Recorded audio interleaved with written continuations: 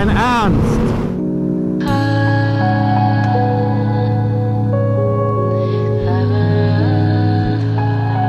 Vierte Gang, keine Lust runterzuschalten. Okay, und?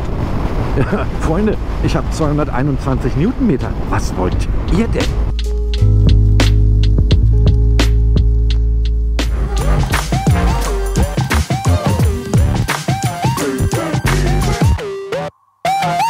Was ist das denn bitte für ein Motor? Kurz, der größte Motorradserienmotor der Welt. Und der Hubraum? 2500 Kubikzentimeter? Ein Auto? Falsch, die Rede ist von Triumphs Rocket 3 GT, Modelljahr 2021. Ursprünglich 2004 herausgekommen, schickt sich die Rocket an, das Wort einzigartig für sich zu reservieren. Und so war meine Vorfreude natürlich riesengroß, aber ich muss zugeben, auch die Ehrfurcht vor einem wirklich so brutalen Motorrad. Doch wie fährt sich so ein Big Bike? Ist sie für jedermann beherrschbar? Was steckt noch so alles in der Rocket 3? Fragen über Fragen, die Antworten seht ihr jetzt. Angetrieben wird die Rocket 3 triumphtypisch durch einen Dreizylindermotor mit unfassbaren 2500 Kubikzentimetern Hubraum. Das Aggregat leistet 167 PS bei gerade mal 6000 Umdrehungen in der Minute. Das maximale Drehmoment liegt bei gigantischen 221 Newtonmetern und die liegen bereits bei 4000 Umdrehungen an. Angetrieben wird die Rocket durch eine Kardanwelle. Auch in Sachen Gewicht spielt die Rocket 3 GT in einer eigenen Liga. 294 Kilogramm trocken und der Tank fast 18 Liter. Zum Fahrwerk. Vorn arbeitet eine Showa Upside-Down-Gabel und ein Cartridge-System mit einstellbarer Druck- und Zugstufe. Hinten werkelt ein voll einstellbarer Showa Monoblock mit Ausgleichsbehälter und hydraulisch einstellbarer Federvorspannung. Bei der Bremsanlage haben sich die Briten für Brembo entschieden und hier für die Stylema-Komponenten. Vorn mit radial 4-Kolben Monoblock-Bremssattel mit Kurven-ABS und einer 320 mm Doppelscheibe. Hinten gibt es radial 4-Kolben Monoblock-Bremssättel mit Kurven-ABS und einer 300 mm Bremsscheibe. Lichttechnisch setzt Triumph rundherum auf LED-Technik. Für die Rocket 3 GT verlangt Triumph 23.350 € in Phantom Black und 23.950 € in Silver, Ice, Storm and Grey. Extras gibt es einige, zum Beispiel das Connectivity-Modul für 235 € oder auch einen Schaltassistenten für 389 €. Die gesamte Länge hier von hier hinten bis hier 2,50 Meter. Das ist unglaublich. Der Radstand 1,67 Meter. Was für ein Ding ist denn das bitte? Wirklich, ich könnte mich hier hinsetzen mit dem Sonnenstuhl und das Ding einfach nur angucken. Dann alles schön gecleant. Man sieht hier keine Kabel. Das ist alles versteckt. Rocket 3 GT. Die Verarbeitung hier, Aluminium, was mir aufgefallen ist, was ich ganz toll finde, hinten für den Sozius, die Fußstützen, man sieht die gar nicht. Tadadam, tadam. Einfach rausholen. Perfekt. Unheimlich wertig von der Haptik. Und dann bitte, wenn das nicht alles genug ist, schaut mal bitte auf diesen Vorderreifen. Das ist ein 140er. Extra für die Triumph gefertigt. Ein 150er, jetzt habe ich mich versprochen, 150er auf 17 Zoll. Aber das ist es noch nicht alles. Hier haben wir eine 16 Zoll Felge und einen Reifen mit den Maßen 240 50 R16. Das hat manch Auto nicht. Ein 250er Reifen. So, wie klingt denn diese Monster- und Höllenmaschine?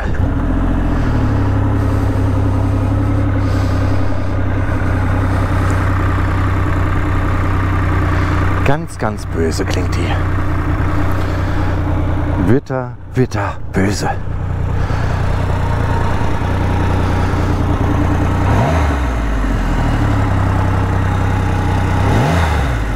Boah, noch nie so einen Bass gehört. Gut, bei der einen oder anderen Harley selbstverständlich.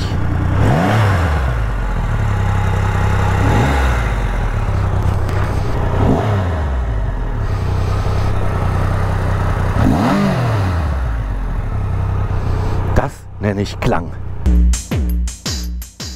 So, dann setzen wir uns mal 755 mm Sitzhöhe und eine schöne Mulde, damit man es auch richtig bequem hat. So, ja, wie in einer oder auf einer Sänfte. Ganz interessant. Ich gucke in die Spiegel, links, rechts, und ich sehe mich selber nicht. Das hatte ich noch nie bei einem Motorrad. Ansonsten, ja, Beine nach vorne. Ich bin ja eben schon ein bisschen gefahren. Muss ich sagen, das ist immer ganz ungewohnt am Anfang. Ich will immer hier hin. Aber ja, das ist super bequem. Dann schalten wir die Triumph doch mal ein. Hier ein schönes Retro-Instrument Rocket 3. Guten Tag, Rider. Man kann hier übrigens bei Triumph seinen Namen angeben und wird dann entsprechend angesprochen. Wie bei vielen Triumph-Modellen habt ihr auf der rechten Seite eure Home-Taste und da kommt ihr dann in dieses Menü und auf der linken Seite einen 4-Wege-Joystick. Hier die Riding Modes, Bordcomputer, Display Setup, Bluetooth, also es gibt ein Connectivity Pack, da könnt ihr euer Handy anschließen, eine GoPro steuern. Werkseinstellung, klar, gibt es immer. Motorrad-Setup habt ihr Hillhold, also die hat serienmäßig eine Berganfahrhilfe. Sie hat serienmäßig Griffheizung. Sie hat natürlich Kurven-ABS und natürlich eine Traktionskontrolle. Es gibt einen Bordcomputer, ihr könnt das Display einzeln einstellen. Dann an Riding Modes gibt es 5 an der Zahl, Rider, Rain, Road. Im Rain-Modus wird sogar der Motor gedrosselt auf 100 PS statt 167. Sport 1, 2, 3, 4 und ein 5., wo ihr euch selber dann das einstellen könnt quasi. Also sehr, sehr, sehr komplett. Hier auf der linken Seite gibt es den Tempomaten und die M-Taste, Triumph bekannt. Da kann man dann, wenn ich jetzt hier aus dem Menü draußen bin, ganz simpel meine Modes mit einem Knopfdruck einschalten. Rain, Road, Sport und so weiter und so fort. Einmal bestätigen, drin ist er. Dann habt ihr ein Drehzahlmesser, digital analog nachgeahmt, die Geschwindigkeit, Neutralanzeige, alles da. So, das Display ist übrigens im Neigungswinkel verstellbar. Ich will jetzt fahren mit diesem Ding. 221 Newtonmeter. Unfassbar. Aber die wiegt halt auch fast 300 Kilo. Aber das muss ich sagen, das haben mir viele gesagt, auch die Jungs von Triumph. Der Vorgänger, das war schon, da hat man schon gemerkt, wenn man jetzt hier links, rechts geht, dass das fast 300 Kilo sind. Bei der merkt man das echt kaum. Meine R90 wiegt 220. Das ist jetzt auf den ersten Blick oder aufs erste Ausprobieren überhaupt kein Unterschied. Liegt daran, dass der Schwerpunkt halt auch nochmal runtergesetzt wird. Und Triumph sagt selber, das Bike wurde echt komplett überarbeitet.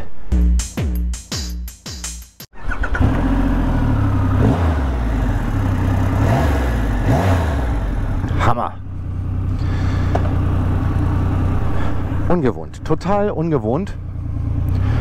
Aber gut, da gewöhnt man sich schnell dran. Also hier komme ich mir wirklich vor wie die Queen auf einer Sänfte, die durchs Königreich. Hier muss man sie drücken ein bisschen, die durchs Königreich fährt.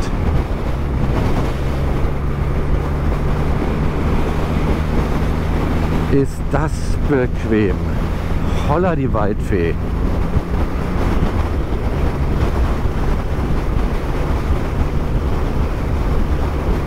So, gucken wir mal, was wir jetzt für einen Fahrmodi einschalten. Für den Fahrmodus. Rain brauchen wir nicht. Road, Sport wollen wir.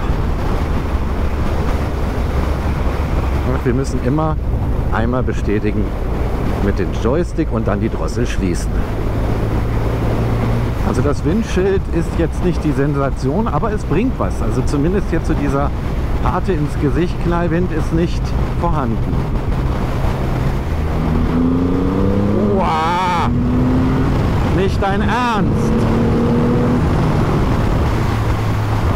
Teufel, Teufel, Teufel, Teufel, Teufel. Das ist dann natürlich auch genau so eine Sache, die man natürlich hier überhaupt gar nicht auf den ersten Blick, wenn man das Bike nicht kennt, vermutet.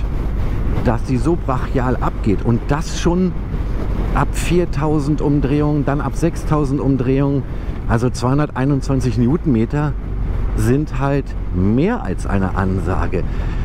Im Elektromotorradbereich die Zero, die hat 190 Newtonmeter und das ist schon eine Granatenleistung. Die hat 221, ist wirklich wendig.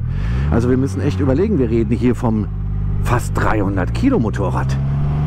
So, was mich interessiert, ist mal mein kleiner ABS-Versuch, den ich immer mache. Mal eine ordentliche Bremsung hinlegen. Wie ist denn das bei fast 300 Kilo? Ui. Okay, ABS merke ich im Fuß rechts, vor allen Dingen Vorderbremse, Hinterbremse, habe ich das super gemerkt, wie es pulsiert. Aber solche Massen zu bremsen, hätte ich gedacht, ist eine deutlich höhere Belastung. Überhaupt nicht. Du fühlst dich total sicher. Ja? Und das ist es auch jetzt, wie die sich durch die Kurven arbeitet. Das ist natürlich kein Kurvenräuber, die Rocket 3 GT. Aber dafür, für diese ganzen Daten und das Gewicht, haben die Ingenieure eben den Tiefpunkt schwerer gelegt und die lässt sich sehr gut in die Kurve reinzirkeln. Super. Unterstützt wird man eben in Notsituationen halt durch Kurven-ABS, Traktionskontrolle, Berganfahrhilfe, alles an Bord. Mir hat der Holger zum Beispiel von Triumph Berlin gesagt, die Rocket 3, das Vorgängermodell, wenn da jemand zur Probefahrt kam, da hat man schon mal geguckt, was hat er für Fahrerfahrungen. Das war nicht ganz so ohne. Bei der neuen, bei der aktuellen 2021er sagt er, ja, Führerschein Neuling, einmal Probefahrt, bitte. Kann ich bestätigen. Wie sieht es denn mit der Elastizität aus? Dritter Gang. 50 km/h Gas. Oh, das gibt es nicht. Das gibt es nicht. Was ist das denn bitte für eine brutale Elastizität? Ich schalte nicht runter. Ich bleibe hier im dritten, niedertourig mit 1,8.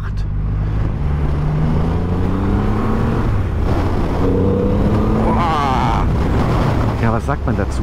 Wolfs im Schafpelz kann man natürlich nicht sagen.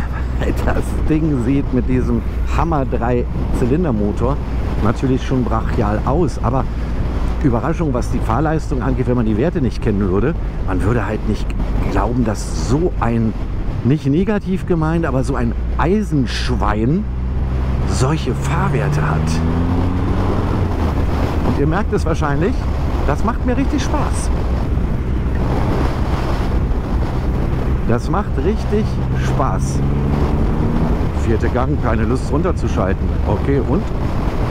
Freunde, ich habe 221 Newtonmeter. Was wollt ihr denn? Fünfter Gang, 63. Ich gebe mal Gas. Alter Schwede. Wirklich, noch nie erlebt. Ich kann euch nur empfehlen, macht unbedingt mal, wenn euch solche Bikes interessieren, eine Probefahrt, weil das ist wirklich faszinierend. Das ist echt faszinierend. An dieser Stelle auch nochmal ganz lieben Dank von Stefan und seinem Team von Triumph in Fürstenwalde und Triumph und KTM in Berlin, die mich da super unterstützen. Ganz tolles Team da. Einfach mal hingehen, Probefahrt vereinbaren. Die freuen sich sicherlich. Ja, die Triumph Rocket 3 GT. Vom Preis her natürlich ein Kleinwagen, deutlich über 22.000 €. Aber man bekommt halt auch einen unfassbar großen Gegenwert. Das muss man ganz klar sagen. Und 2500 Kubikzentimeter, der größte Serienmotorradmotor der Welt, 221 Newtonmeter. Und man schaut sich das Ding an. Das kann man sich ja eigentlich den Motor ins Wohnzimmer stellen, als Schmuckstück, als Kunstwerk. Das fühlt sich nicht an wie fast 300 Kilo. Überhaupt nicht. Überhaupt nicht. Klar, man muss hier ein bisschen mehr in den Lenker greifen und ein bisschen mehr drücken. Aber logisch, Physik lässt sich nicht überwinden. Aber niemals, so hätte ich das niemals gedacht. Hört doch mal, brumm, brumm, brumm, brumm, brumm. Brumm, brumm, brumm, brumm, brumm. Hammer.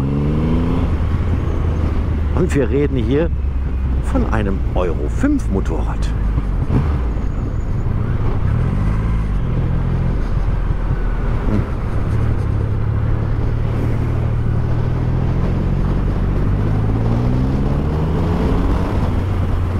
Wahnsinn, super.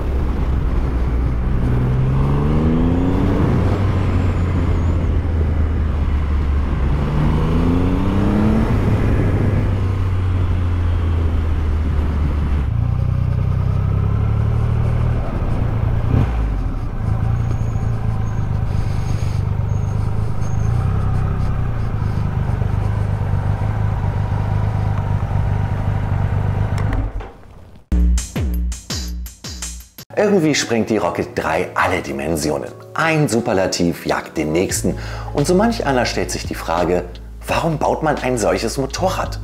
Für mich ist die Antwort ganz klar, weil man es kann. Politisch vielleicht nicht so korrekt, von den Daten her vielleicht nicht so vernünftig und vom Design her vielleicht nicht so bescheiden. Na und? Eins ist die Rocket 3 auf jeden Fall. Ein Highlight in der manchmal nicht ganz so bunten Motorradwelt. Eins, das es in sich hat, für jeden fahrbar bleibt und die Blicke sofort auf sich zieht. Ein Motorrad, das Riesenspaß macht und sicherlich seine Fans finden wird.